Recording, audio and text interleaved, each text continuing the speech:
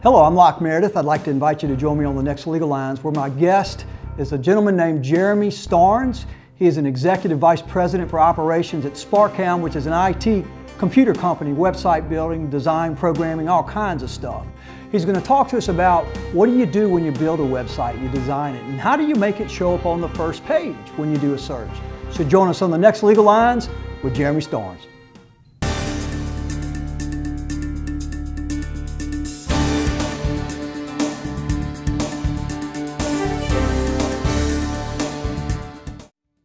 Hi, I'm Locke Meredith, and I'd like to thank you on behalf of myself, Sean Fagan, Corey Ogeron, and our entire staff for being our Legal Lines audience for almost 15 years. Our audience now is over 500,000 households.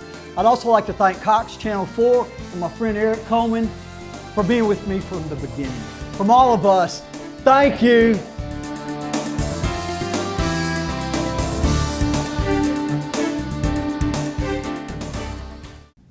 Welcome to Legal Lines. I'm Locke Meredith, and I'm very pleased to have on the show today Jeremy Starns. He's an executive at Sparkhound, which is an IT company here in Baton Rouge, at least stationed in Baton Rouge, has offices in Dallas and Houston, and over 200 employees. Jeremy, appreciate you coming on the show. Thanks, Locke. This is an interesting show because we're talking about something that a lot of folks, I guess, have some exposure to, but probably don't know much about, and that's website design and management and marketing. Which is the expertise that you have. Tell the folks a little bit about yourself and Sparkhound. Sure. Well, for me, I'm come from a marketing background. I grew up working Fortune 500 consulting companies, going around doing really the business of technology, and of course that included quite a bit of marketing. So in the last 6 years, though, working with Sparkhound, as you said, I'm the Vice President of Operations there now, and Sparkhound is really in the business of technology. So we can implement systems, we do all of the infrastructure work, but where our customers really seem to find the most impact is whenever we're helping them understand how the tools that they need, the technology they need, can really give them a competitive advantage. It's interesting, and the truth is over the years I've watched, TV, and still TV is probably #1 in terms of marketing yourself, but then there's the web, and it's moving up fast to overtake TV as technology improves. Then you got radio and print's way down. It's dying. Absolutely, it's a much smaller segment. So as you see the increase on the web or the internet side, you see the same decrease on the print side. Right. And it's catching up with television as well, no doubt. So. All right. Well, let's just. I'm gonna give you a hypothetical. Sure. And let's just say I've got a business where I provide a service, or I've got a product and I want to sell that product. And I don't know anything about websites, web design, how you market it, but I want to make a website. Tell me what I have to do. For sure. Well, it really starts at Marketing 101. So the website, the internet is a great tool, but really it is just one tool of your overall strategy. So the first thing you need to do is really define your brand. What are the attributes of the product or the service that you provide that you want to be known for? So for example, lawyer would say, I'm going to focus on either contracts or marriage or domestic or personal injury. That's right. So those would be the attributes. And then do you define it even more than that? You do. Those would be the attributes of your product. And then you might want to have some attributes about yourself, a high level of integrity, things of that nature. So to distinguish yourself from your competition. Exactly. Okay. And so that's clearly step one. And through that process, you're going to also start having a finer target around who are the folks that you want to reach out and touch. Because the purpose of it is to target an audience, people who are looking for your service or your product, and give them what they want. That's exactly right. And in many, even some relatively successful businesses have a hard time knowing who their buyer is and what factors into their buying decision. So the more information you can understand about them, the better. So it really forces you to be still and think about what it is you do and why you do it well, and who you're serving. Certainly the best marketing strategies revolve around having that strong focus on the customer segment. In my experience, what I've observed is that the website serves two purposes. One, it educates folks about the service you provide and about you. So if somebody already, for example, knows my name and they go to the website, then it's going to be used to hopefully educate them and to decide that I'm the person they want to hire, or maybe someone else is better. Right. I'm not. But I've also found that the website is also what I call a cold call kind of purpose, where somebody's typing in a word or a phrase on the internet and your website pops up, hopefully on the first page. Right, yeah. So explain that process. Absolutely. So going back to that marketing 101, now you've defined these strategies, and now you're saying, well, I'm going to use the internet as certainly a viable tool. So once I decide that, I have many options in deciding what are the most effective ways on the internet to reach this target audience that I have. And so your website, as you're mentioning, is really the place in the sales funnel where they're closest to you. They're closest to converting to you and giving you some business, whether that be legal services or clicking to buy a product. So driving them to the site is what you talk about from your cold call side. So right. they may not even know your name, but they know they need some legal services. So that's going to involve you being out there with enough content on your site so that search engines can find you, or maybe you're even going to the search engines themselves and paying to have yourself show up on that first page. So I guess so first you want to define your brand, then you want to design the website so that it educates and communicates about your service and you and why you're better than somebody else or whatever. But then we're talking, I guess in essence what we're talking about is what everything y'all talk about is an acronym, SEO, which is right. Search Engine Optimization. Exactly. And what I find so fascinating is that this really, in my view, as it relates to the cold call where somebody's just typing in a word and your site pops up, is the absolute most important part of a website. Because if you're the greatest lawyer or have the greatest product in the world, but nobody knows you're there, that's right. It's irrelevant. That's exactly right. And SEO helps people find you. That's right. And so really, and you're right, SEO is search engine optimization. There's also SEM, just search engine marketing. The reason why that's important is because there's multiple ways to do it. So whenever you talk about SEO, there is organic SEO, which means you've constructed your site in such a way that it makes Google and other search engines want to consume information on your site. So that's whenever you go build content, you might have articles, newsletters, things that you generate on your site that when Google indexes your site, it brings you up higher on the list. That's the organic side. On the paid side, you can actually go to the search engine and establish the keywords that you want. So when somebody types in legal, you're going to come to the top, and as long as you're willing to pay the highest price in order to get that, in order to have that keyword search, then they will. So the bottom line is, and we were talking about it earlier, if you aren't popping up on the first page, you're wasting your time and money. People have a pretty short attention span, and so y'all studies and analytics prove that, right? That's right. So you need to be on the first page, and why you want to is because if anybody who knows anything about the marketing of their business, you get about a 15% close rate from these search engine hits. It's wildly important that you do that. That when you compare that to your other methods of marketing, true cold calling. Meaning that it's a high turn. You've got a good chance of getting that person to buy your product. Usually it's down in the 1%, less than 1% range on other types of marketing. 15%. Right. Fascinating.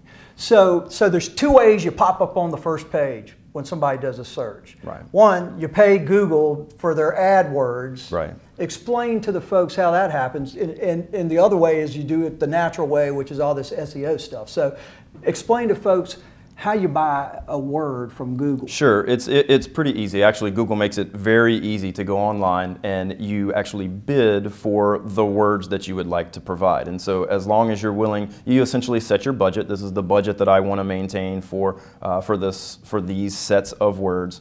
And then until my budget runs out, as long as I'm still the highest bidder for that word, then I'm able to retain it on my site. Is it a bid that takes place every minute, right before the word goes out, or or is it daily, monthly? How does that work? That's right. So it is daily. There are certain fixed times. Something that's very important is that it's regionalized. All right, so, we'll continue this on the next segment. This is Locke Meredith, Jeremy Starns of Sparkhound. We'll be right back.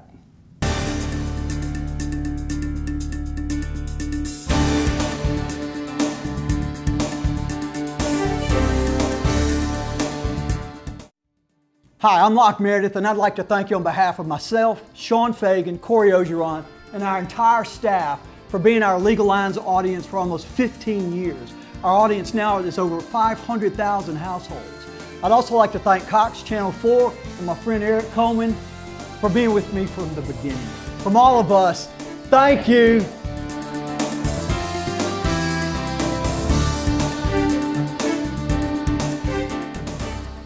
Welcome back to Legal Lines. I'm Locke Meredith. Again, pleased to have on the show Jeremy Starns. He's an executive vice president of operations for Sparkhound, which is a pretty big company here in Baton Rouge and in Texas. It's an IT company, and we're talking IT, I guess. We're talking about the two ways that you pop up on the first page when someone searches for something on Google, Yahoo, Bing, which are the big three. One is you buy the word from Google. They're usually called AdWords. From Google, yes. From what I understand, you bid daily for the word. It's a bid amongst people from all over the world, I guess, for that word? That's right. So that's an important point. So it allows you to regionalize, because many folks, especially small business, you're not interested in marketing to China necessarily, and so you can hone it down pretty well, even by zip code, in order to refine it, and that also helps you. You're not bidding against such a large pool of people at that point. So. That seems reasonable. Sure. And so you bid for the word, and you own the word for that day? You own the word for that amount. That's right. For that amount of time, you can go in and adjust your budget. So it's a tool. It's a website, just like anything. So it's a way that you can go in, manage your budget and the word, or words, of course, or phrases that you would like to that you would like to have. All right. And then the alternative to just flat out buying the word so you can be on the first page, you're guaranteed to be there, is to develop your website in a way that Google, as it has this, I call it, well, it's a logarithm, but it crawls through websites and decides whether or not they want to put them on the first page. Exactly. Much more complicated to go that route, I say. Well, it is for sure, but what we would always recommend is that you're using multiple strategies, and so I think you said both. But both of those. So you would want to have some focus on the keywords, and then from your natural or organic side, is what they call it, you want to make sure that you have simple things, like your domain name is very easy. It doesn't have a lot of auto-generated 1, 2, 3, 4, 5 hash marks in it and things of that nature. And then really, in fact, what happens over time is Google changes their algorithm. I call it a moving target. Once you finally figure them out, then they're going to tweak it and you're back to square one again. That's right. What they tell you is that they're doing that to improve the web search performance. And so on their very new release, which I think they called Hummingbird, it really purports the idea that you want to include questions, full questions. What is a good hotel in Chicago, instead of Hotel Chicago or something of that nature. Fascinating. Because that's the way that they found people are querying more often than they are with the other words. I found fascinating too that you indicated Google tells you guys what the formula is. That's right. They want the public. At the end of the day, even though they are in the advertising business, their tool has to be very effective at searching. And the reason why they're the 800-pound gorilla is because they have the most market share. They're the ones who came back with the best searches. They're the ones that are always pushing forward with the best algorithm. And so they let us know what ways should we set up a website such that it's easy for them to identify. And of course, Google, you said, is 800-pound gorilla. I mean, they've owned 80 or 90% of the market, as compared to Yahoo, which might be 10 or 15, and Bing's around 5 or something like that. It is. The number, they have by far the largest, more than double or triple the number of searches in a day. And you said 98% of the revenue, though, is generated from the AdWords. People know that Google is this search engine, and they know that they know about them, but most people don't know how they make their money. I mean, Google is an advertising business. That's what they do. So. All right, so let's talk about SEO. We want to pop up on the first page, not because we bought a word from Google, but because our website is being designed and maintained in a way that it's popping up because it's answering the question. Absolutely. All right, absolutely. So how does that happen? The best advice that I can ever give someone, because it helps SEO and it helps with the buyer conversion, is to have great content on your site. And meaning so, articles, words? People, you'll hear the classical term of content marketing strategy. Right, so what is content? And so what is content? And so that's exactly right. So if I'm a buyer and I'm out looking for education on a particular product or service, well, that's step one. I have to have great content about that. But I might have ancillary information, articles about related items, articles about things that are within the attributes that I want to display as my brand. That's one great way. So you're seeing publication move from print into the online space, and that's a way to keep customers coming in. And so having that great content that's fresh. So you're writing about either personally or you're making available on your website information that's related to the product or service you're selling. That's right, and Google loves that. They love to see that you're current. They love to see that you have valid information about a topic. And so that's when you sort of see some offshoots around blogging and social media and things like that as a way to drive up the content, or a way to give your buyers a way to consume that content. All right, and then I've also heard that in addition to the content, other ways to draw people to use external links. That's correct. Explain to folks what external links are. That's right. So there are other authoritative sources. So other authoritative meaning websites that are authoritative? Meaning other websites that people commonly accept as these are good. You know, these are good. So it could be an association. It could be a very large brand that you might want to be affiliated with. The most important thing, though, that you don't want to do is link to those sites without the permission of the webmasters of those other sites, because if you create these invalid links, they can actually disavow you in Google, which actually makes your SEO go down.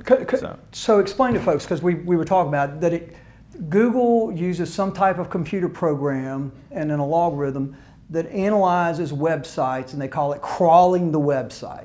Right. And so they're looking for certain kind of words and phrases, content, whether it's freshened, whether there are links to your website, and whether you are legitimately linking to other websites. That's correct. And is that it in a big picture? It is. There's a few behind the scenes for how your website gets created. So whenever you're creating your meta tags inside of your site, things that people don't see, they don't see it when they go to your site. It's actually the code behind the scenes. Explain that to me, because as I understand it, I pull up a website, I read the words, but the truth is, what Google's reading is not necessarily just those words. They're reading the code that makes the website work. That's it. That's exactly right. That's the way that you're able to type in a word, and it's able to bring back those things so quickly, is because the site is created in a way that allows Google to index it very, very quickly. So they have, I think the last count was like 680 million websites that they query. So you have to have it in the right format in order for Google to return it. So you want to, in essence, know how to speak the language of Google for them to crawl your site and like it. Absolutely. So how often does Google crawl a website? It's really continuously, and so really? but they may not be always crawling your website every minute, but they're continuously crawling all websites. And so it's on a cycle, and the important thing that you need to understand is that the way that they assemble the code has a definite impact. So if you go in and you change some things, you could actually change things in your code set that decrease your SEO possibility that you're going to come up with. Because Google weighs those links and the content and all that, and it can help you or it can hurt you. So we'll continue this on the next segment. This is Locke Meredith, Jeremy Starns with Sparkhound, talking about computer websites. Be right back.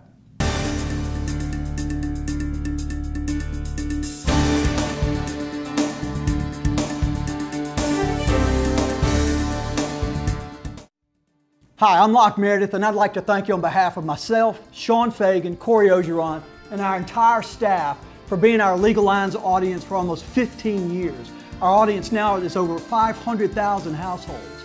I'd also like to thank Cox Channel 4 and my friend Eric Coleman for being with me from the beginning. From all of us Thank you.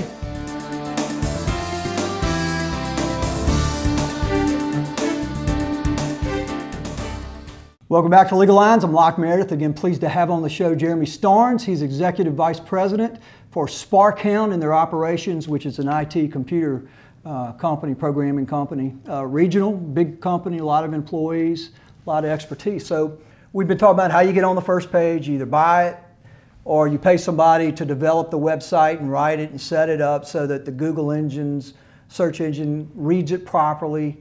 And you're popping up on the first page that way. Right. You call that generic or natural? Organic. Organic, okay. Right. There you go. So we got AdWords or organic. Bottom line is either way you're going to pay. You're paying Google straight or you're going to pay somebody to develop the website, design it for you, write it for you. And then you still have to keep freshing it. Monitoring it. That's right. And so creating the content is, as we were talking about, probably the most vital piece. And so, but we talked about external linking as well, and another way to bring folks to your site. Social media, now you can't ignore it. I mean, social media. Unfortunately. Is here. And well, it is, and that's a good point. It's an interesting statistic. So buyers say that, or 80% of buyers say they're more likely to buy and more likely to trust a brand when the senior executives or CEOs have some form of communication over social media, either through their Twitter account or things of that nature. But conversely, as you said, only about 40% of that group, meaning the CEOs or senior executives, actually do that. So you increase your chance of somebody wanting to use your product or service by 80% if you use social media, but only 40% do it. Right. Essentially, the buyer, 80% of buyers say that they will, but only 40% of the executives will actually do it. So what is the reservation? I mean, why wouldn't you do that? I think partially it's habit. It is relatively new, obviously on the upswing. People have a hard time understanding the value. Social media was very measured by what's my click-through rate, what's my conversion. Whereas I think you could really look at social media more as how am I building brand awareness. That's right. Now, as it becomes part of your larger strategy, which then goes back to how do I drive people to my site, it's about listening. So you have the opportunity to post your information out there, create your content, have then people interact and communicate with your site. And then if you're not looking at what they're saying and adjusting your marketing strategy based on what they're saying, well, you're sort of missing one of the largest components. Very interesting. So social media would be, I guess, Facebook, Twitter, what else is it? LinkedIn? It is LinkedIn. So those are some of the traditional ones that people think about, but also YouTube, Pinterest, many sites out there. Well, sure, because what it does, it allows you a larger access into an area where people are already sharing what they like to do or things that they like to do. And so if you can get them following your brand and giving you that feedback. Very interesting. All right, well, let's talk about the risks associated with a website, because I've had my own personal experience where I wasn't pleased with a particular company that I had developing the website for lawyers that expressed some great expertise and great productivity. Explain to folks what happens, the dangers and pitfalls. And especially as we discussed in your situation, what we always recommend. So a lot of companies sell you a package. I'm gonna take your website, I'm gonna host it for you, I'm gonna do your SEO, I'm gonna drive marketing there. And it's a great deal because it's kind of I don't want to think about that. I just want somebody. I don't want to hire an IT team to do it. I just want to have it focused. So it seems very appealing. Yeah. So we'll do it all for you. So what happens then when either their rates go up or you're not happy with their service? They've got you hostage a little bit because. Explain how they hold you hostage. The way they hold you hostage is because since they own where your data lives, even though they'll tell you it's your data, they don't give you an easy way to port that information from where they're hosting it to where you're hosting it. So you could just download all your data and take it and move it somewhere else, but now what that does is it impacts your SEO ranking. So they have control. Now you're diving down the list, and so they have that leverage on you. So say that one more time, because that's exactly what happened to me. Right. Basically, you're held hostage, and they're saying you do what we tell you to do and how we want you to do it. That's right. Or everything that you've paid over the years that we've done this for you is going to be completely. You have to start over. You basically have to start. You're popping up on first page. You're starting all over. Exactly. Again. And so that's why we would always recommend. Except people may not want to host it themselves. We understand that they may not want to have a large IT staff. So you host it in a third-party facility in the cloud, if you will. That's not in the same place where your marketing company. I mean, look, I'm a big proponent. I mean, I think you need a professional marketing company to help you with these strategies. Just don't give them all of the control so that they're not tempted to leverage. So when it's all said and done, the way you protect yourself is you let them come in and design it, but you choose who the hosting company is, and you control access. That's correct. To the information. It's yours, and they don't have any control over That's it. exactly right. All right. Fascinating, but also apparently there are these website guys out there that are going in and saying, we're going to trash your website and put all kinds of bad reviews everywhere unless you pay us big bucks. Explain that to folks. Unfortunately, there's some negative SEO terrorism, if you will. And so these are folks that might approach you by email or by phone and tell you that they're gonna trash your ranking, which is gonna move you down the list if in fact you don't pay them some amount of money. And so while Google has, for instance, as a big player, is trying to change the way that their algorithm works to help offset or mitigate the risk of that. Unfortunately, it is out there today, and that happens to even large websites like Expedia. Very recently, just happened to them as well. And I guess there's a security component to the websites, or I guess it depends on what you put on them. The difference is they're not hacking you. They're not actually violating your security to get in. What they're doing is creating the appearance that your site isn't an authoritative site and that Google won't like you as much. Gotcha. Okay. Now let's talk about how you monitor the website to make sure you're doing what you need to, and if it's not doing what you want, you can tweak it. Explain that to folks. Absolutely. That's the last part of your plan. So what you want to do is, now that I've created my plan, I've implemented these strategies, I want to know which ones are working and which ones aren't. So the buzzword of today is analytics, and really all analytics means is, of these various tools that I'm using, show me where am I getting the most clicks from? Where am I getting the most conversion from? Because just define conversion. Conversion means that you've turned it into a sale. So not only did you get somebody to click through and come to look to your website, but then you turned that into actual And the business. way that happens is either they push a call them button, or they send an email. Right. How do you measure that? So on the services side is certainly a little more difficult. You have to measure it all the way through your sales chain. If I'm selling a product, I know that they came all the way into my site, then clicked on the product, and then purchased it with their credit card. So I know that I had the conversion there. And so with services, it does require a little more effort from your analytics side, and that's something that we do a lot of, to show how we're linking your marketing strategy to what you're actually selling. And I presume Sparkhound provides all this kind of service They do. So all the way from the consulting side to the actual operational implementation of it. And then really the analytics part is key to making sure that you're spending the dollar in the right place. I want to spend my dollars where they're most effective and not spend my dollars where it's not working for me. Because if you just have a website that's up there that nobody ever sees, it's really not worth spending. It's really not there because nobody knows about it. Jeremy, thank you so much. I very much appreciate it. Thank you. Great to see you. This is Locke with Legal Lines. Jeremy Starns with Sparkhound. Thanks for being with us.